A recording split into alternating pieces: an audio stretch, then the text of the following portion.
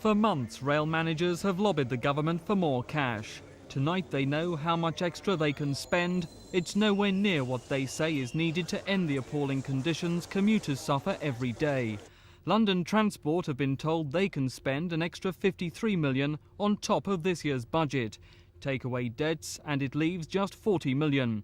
I understand it will not be enough for projects like refurbishing the Northern and East London lines and modernising stations.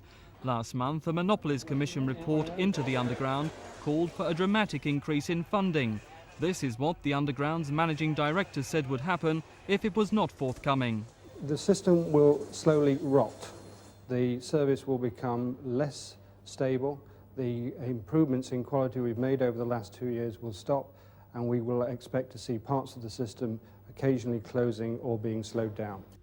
BR have an extra £215 million to spend on top of a similar amount they were given last week. But it may not be enough to guarantee a number of projects, like a new rail link between Heathrow Airport and Paddington. Tonight, BR Chairman Sir Bob Reid welcomed the announcement but said there is still a long way to go. Labour and the unions say LT and BR have been given a pittance. A real commitment to improving transport in the South East would mean committing expenditure to the Channel Tunnel rail link, to the East-West link from Paddington to Liverpool Street. Until we start hearing things like that, it's patch and mend. It's make up and do as you go along. Well, you can't do everything at once any more in industry than you can in a family. Clearly there have to be priorities. The sums involved are vast. I mean, £700 million for the Central Line alone. And the next priority will be the Northern Line as soon as that is complete. Are we saying that the Treasury just simply does not have enough money for everything the transport operators would like to do today?